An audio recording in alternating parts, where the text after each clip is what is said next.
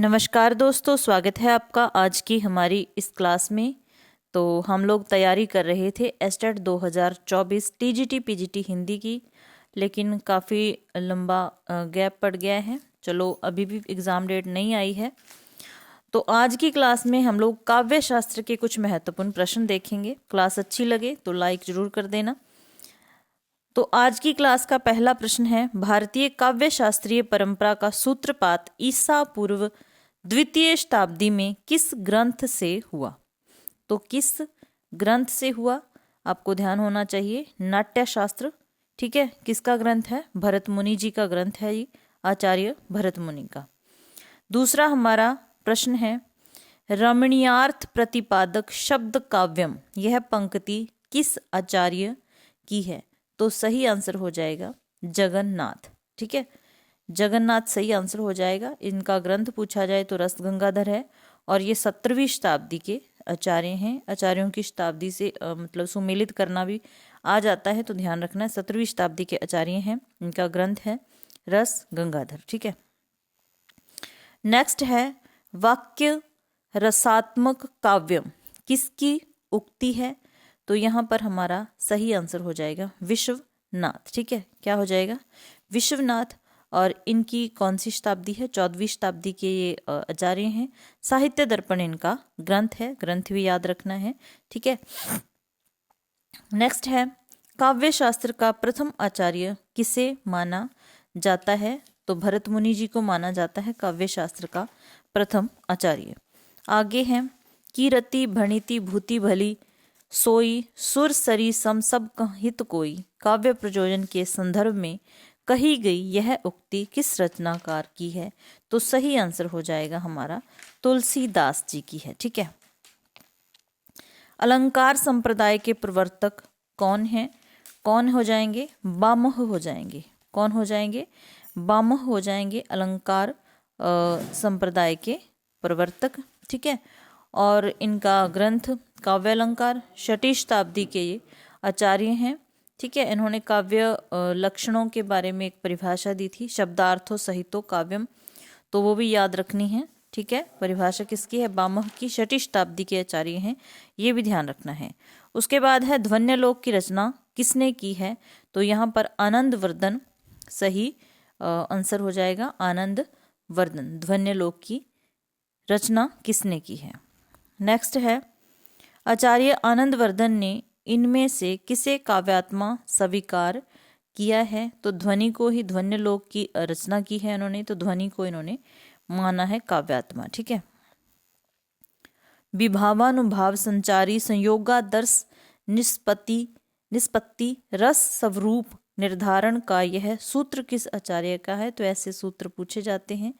ये भरत मुनि का सूत्र है, और इन्होंने कहा है कि विभाव अनुभाव व्यभिचारी भाव सब मिलके रस की निष्पत्ति करते हैं, ठीक है। आगे है, शब्द शक्ति के मुख्य कितने भेद हैं? ये तो सभी को पता है। कितने भेद होते हैं? 3 भेद होते हैं। अभिधा, लक्षणा, व्यंजना, शब्द शक्तियाँ होती हैं, ठीक है। तो 3 भेद होते हैं। उसके बाद है, साधारणीकरण के सिद्धांत का प्रवर्तक। साधारणीकरण के सिद्धांत का प्रवर्तन और उद्बोधन किस आचार्य ने किया है? तो सही आंसर हो जाएगा भट्ट नायक जी ने, ठीक है। किसने किया है? भट्ट नायक जी ने। भावित्री प्रतिभा का संबंध इनमें से किस से है? तो किससे हो जाएगा? सहृदय से। किससे हो जाएगा? सहृदय से। ये प्रश्न शायद पूछा गया था। आगे है, रति हास शोक क्रोध भय आदि भावों की गिनती इनमें से किस भाव के अंतर्गत आती है? तो ये सारे क्या हैं? स्थायी भाव हैं। क्या है? स्थायी भाव हैं। नेक्स्ट है, रस या अनुभूति की स्थिति के स्त्राजक भाव के मुख्यतः कितने भेद स्वीकृत किए गए हैं? तो सही आंसर हो जाएगा 4 भेद स्वीकृत इसके किए गए हैं। नेक्स्ट है, प्रज्ञा नव नवोन्मेषशालिनी प्रतिभा मता, यह पंक्ति किस आचार्य की है? तो ये पंक्तियां बहुत ही महत्वपूर्ण हैं, पूछी जाती हैं एग्जाम में, तो भट्टतोत की हैं ये। नेक्स्ट है, चित्र तुरंग न्याय, ये भी एस्टेट में पूछा गया प्रश्न है, पर किस आचार्य का सिद्धांत आधारित है? तो शंकुक, ठीक है, शंकुक। कहीं कहीं इनका नाम कुछ लिखा होता है, कहीं कहीं कुछ, तो ये उनका सिद्धांत है। ठीक है, उसके बाद है पाश्चात्य काव्य शास्त्र के अंतर्गत किस विद्वान ने अनुकरण को काव्य हेतु माना है? तो अरस्तु ने माना है। किसने माना है? अरस्तु ने माना है। आगे है गिरा अर्थ जल बीची सम कहियत भिन्न न भिन्न किस कवि की पंक्ति है? तो तुलसीदास जी की ये पंक्ति हो जाएगी। नेक्स्ट है भाव संधि, भाव शवलता तथा भाव शांति किस भाव की प्रमुख स्थितियां हैं? तो ये संचारी भाव के अंतर्गत आती हैं, ध्यान रखना है। आगे है आचार्य रुद्रट ने किस रीति का आविष्कार किया है? आचार्य रुद्रट ने लाट्टी रीति का आविष्कार किया है।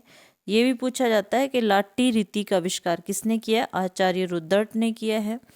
अब तक तो काफ़ी टाइम हो गया, मतलब एग्ज़ाम पोस्टपोन हो गया, तो आप लोगों ने सभी तैयारी कर ली होगी, तो ये आपके लिए अच्छी प्रैक्टिस हो जाएगी। आपको ध्यान होगा कि हमने कहाँ क्या पढ़ रखा है, क्या छूटा है। ठीक है, तो सभी प्रश्न इम्पोर्टेंट हैं।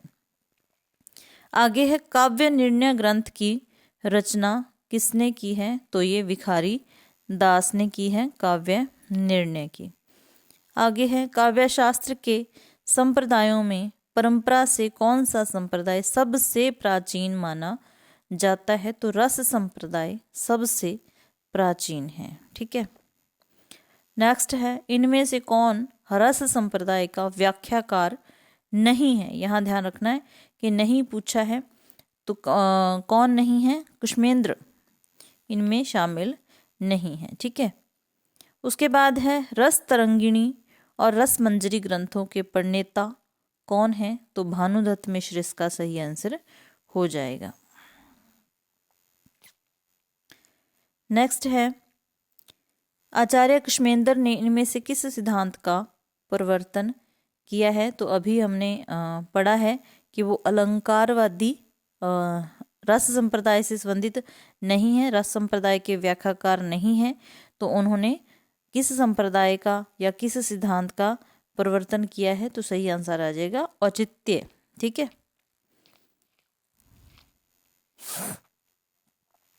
नेक्स्ट है इनमें से कौन सी रचना आचार्य विश्वनाथ की है? तो विश्वनाथ का ग्रंथ हमने पहले बात कर ली है कि उनके ग्रंथ का नाम क्या है? तो साहित्य दर्पण। ठीक है, नेक्स्ट है इनमें से कौन सा सिद्धांत आत्मावादी है? आत्मावादी सिद्धांत कौन सा हो जाएगा? तो ध्यान रखना है रस सिद्धांत ही आत्मावादी है। अब क्लास लगातार ही रहेगी क्योंकि आगे छुट्टियां भी पड़ने वाली हैं, बीच में छुट्टियां आ जाएंगी 1-2, तो इस तरीके से हम लगातार प्रैक्टिस करते रहेंगे। जो बच्चा पहली बार चैनल पे आया है चैनल के साथ जुड़ सकता है।